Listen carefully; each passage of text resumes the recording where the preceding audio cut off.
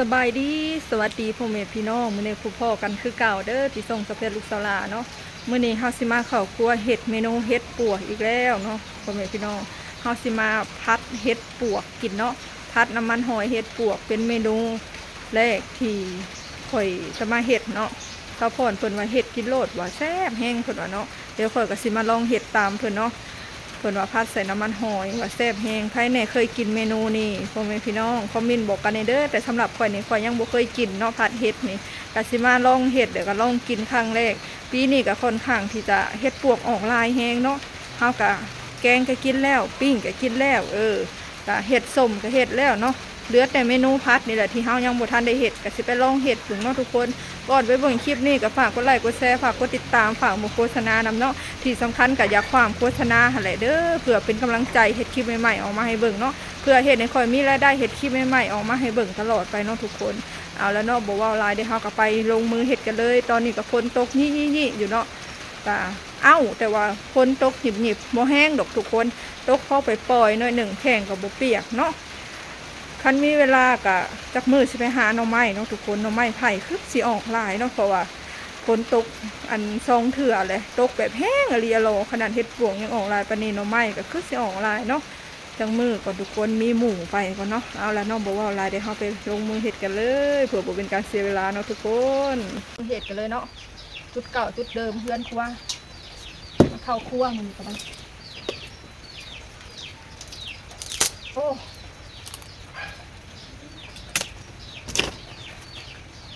พัดเห็ดกินบ่มีอันแนวกินเนาะมีแต่เห็ดเหลือในตู้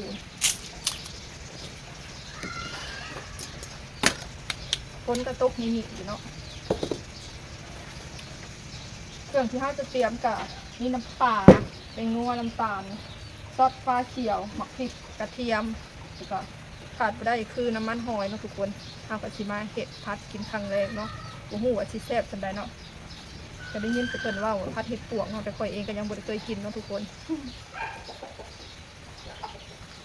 ตอนนี้น้ำมันห่อนเตรียมก่อนอันนี้เป็นเห็ดปวกของเขาก็ลวกไว้แล้วเนาะเห็ดปวกลวกไว้มื้อนั้นนั่นแหละลวกใส่ตู้เย็นไว้นี่ทำเป็นป้าไว้อันลายมือนี่บ่แซ่บแต่เห็ดปวกมันสิออกแบบโพงล้มเนาะกินแล้วมันสิบ่มีรสชาติกินแบบเป็นโพงล้มคือแบบกินแหละอันคือกินคอนไม้แห้งนี่เนาะอันนี้ถือว่าเขาลวกไว้แล้วก็ยังบ่ลายมือก็สามารถกินแซ่บอยู่เนาะมันห่อนทุกคน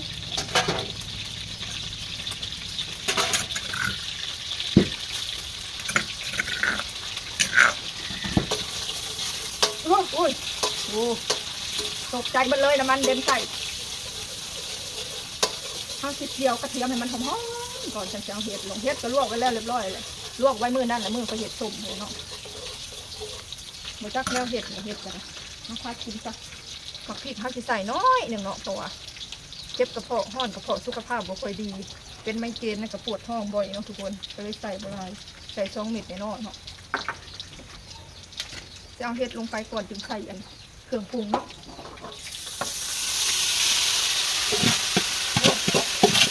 เห็ดกับที่ละลายเติมเนาะเห็ดกินกับข้าวเจ้า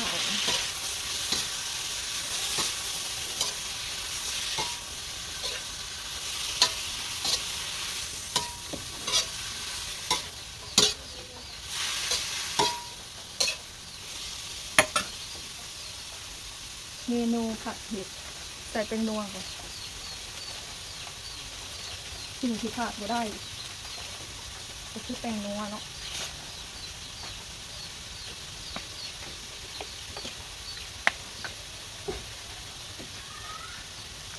ตบบ่พอเปียกตบแล้วก็มัดมืออะไรพวกนี้นะคนเฮ็ดก็เริ่มห่วงแล้วคนนี้พี่น้องออกหลายน้องใครก็ได้เงินขายเห็ดหลายมีแต่ข่อยนี่บ่ได้เงินขายเห็ดเนาะเพราะว่าบ่ได้ไปหาน้ำหมูบ่ฮู้จักคนเฮ็ดออกกันนะหาบ่เป็นเฮาบ่ฮู้จุดมันเฮาแห้งบ่เคยไปก็แห้งหาบ่เป็นจักเทื่อนะหาเป็นแต่เฮ็ดเพิ่งมื้อนั้นแหละเนาะเฮาเคยไปเฮาก็หาได้คนมาอีกแล้วทุกคนตก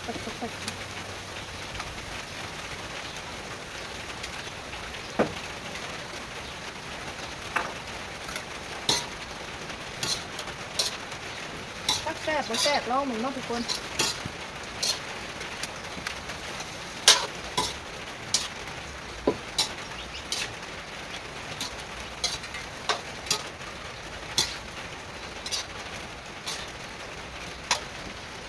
ความแห้งของไทยก่อนจนเฮ็ดบุซุกนี่เบื่อได้เนาะเมื่อนั้นเขาลวกมาหน่อยเดียวเนาะ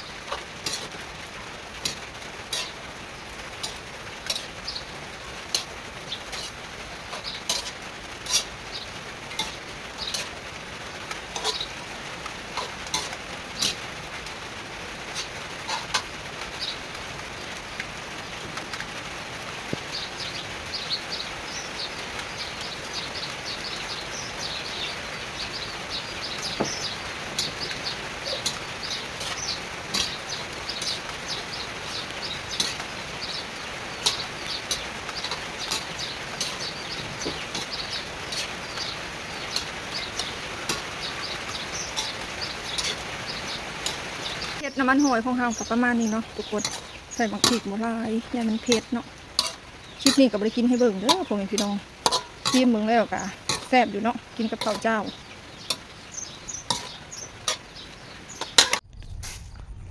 หมากลำเต้าพ่อแม่พี่น้องหน่วยนี้กำลังอ่อนๆเลยเนาะหมากลำเต้าอันนี้ยังอ่อนโพดสำนีน่าจะพอดีเนาะคันเชียวไปหนึ่งแต่ว่าแม่เพิ่นอยากกินมือน่ะมันหมาก3 หน่วยข่อยบิดไปแต่ข่อยบ่ได้เอาไปนาเนาะข่อยป้าให้จนว่าใหญ่จนสิแก่แต่เพิ่นบอกว่าสำนีขี้สะบือบ่ทันได้หล่นแล้วก็เก็บเอาหล่นเนาะนี่ข่อยก็สิมาเก็บให้แม่เพิ่นไปหนึ่งยิดกับป่นกับแจ่วก่อนเนาะปลูกในเฮือนนี่แหละพ่อแม่พี่น้องสำนีก็สิเอาหล่นเนาะสิบ่ป้าให้แก่แล้วสำกับปั้นก็สิเอาโลดปานนี้นี่1 หน่วย2 หน่วยมันลากตามขี้ดินนี่มันอยากเน่าส่วนลายมันมีแต่อยากเน่าเนาะเพราะว่ายามนี่ก็เป็นยามพลมันลากตามขี้ดินก็มันอยากเน่าเพราะว่าฝนตกใส่มันขนาดมันขึ้นห่างแบบนี้ไข่แน่เนาะซ้ำนี้พอดีเนาะแต่ตัวนั้นยังน้อยโพดแต่ก็เอาเพราะว่ามันสิได้นิ่มแข็งคนเฒ่ากินนี่2 หน่วยนี่นะพดตัวนี้อยากน้อยพดตัวนี้ก็อยากน้อยแต่ก็เอาไปลดเนาะฉีบปลาให้มันแข็งอีกแล้วแบบนี้เขาบ่ย่างอันปอกเปลือกเลยเนาะแบบว่าเอาไปผ่าเป็นเปียงเลยก็1กินเลยหน่วยนี้ก็ใหญ่เติบหน่วยนี้ก็ได้3 หน่วยแรกหมากกุ๊กมาดาเรียโลเนาะค่อยป้าจนว่าใหญ่สำหัวเล็บยิกกันบ่อยากเข้าโอ้ยว่ะเมื่อจนได้พานเปลือกออกจึงกินได้เอาสำนินพอดีเนาะทุกคนหน่วยสนิทแล้วเก็บ1 โลดเพื่อว่ามันจังแซ่บเนาะมันจังอ่อนแบบ1แป๊บเดียวมันก็เปื่อยมันก็กินได้เนาะทุกคน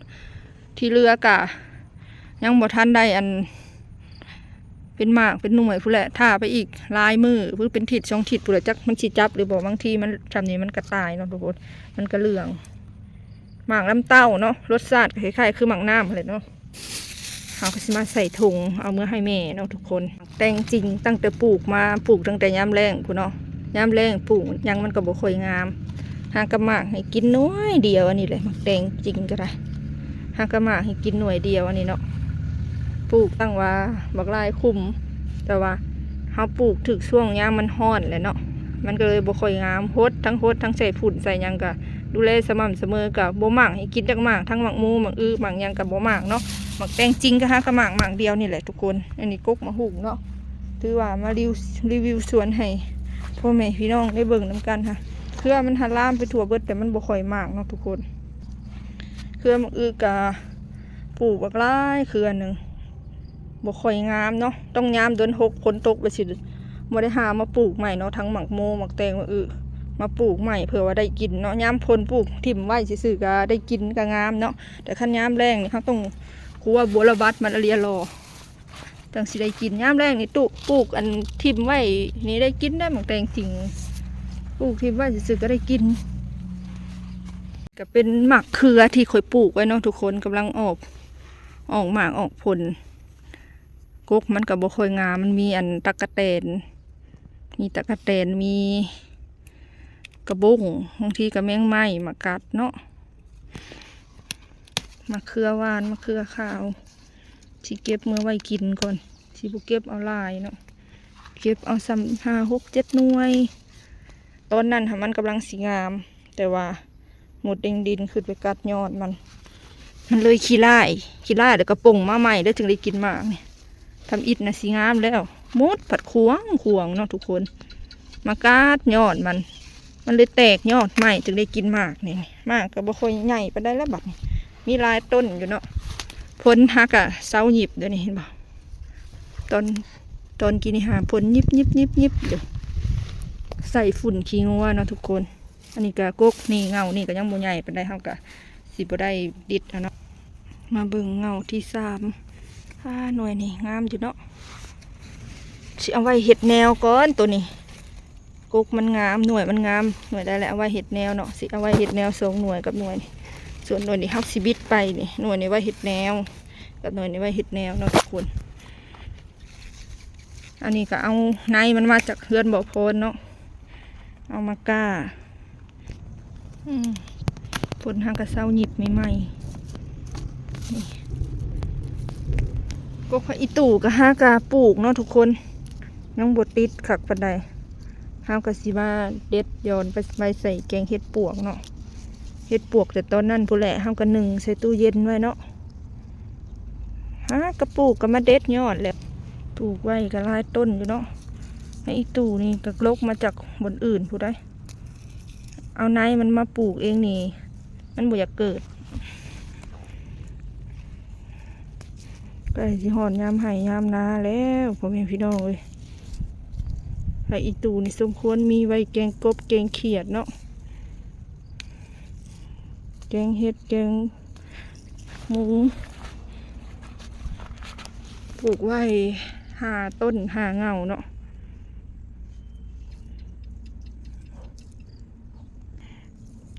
เด็ดเอาเพราะมันหอมเด็ดลายมันตายมันยังบ่ใหญ่มันหากาติดนี่เด็ดไปจ้อยนี่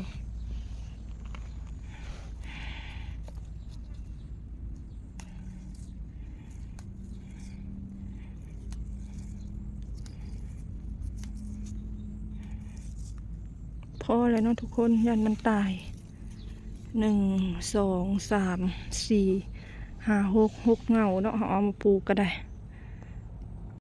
แล้วเนาะพ่อแม่พี่น้องสำหรับคลิปนี้ขอจบเอาไว้สำหรับนี้ก่อนเด้อคลิปหน้าพบกันใหม่ขอตัวลาไปก่อนสบายดี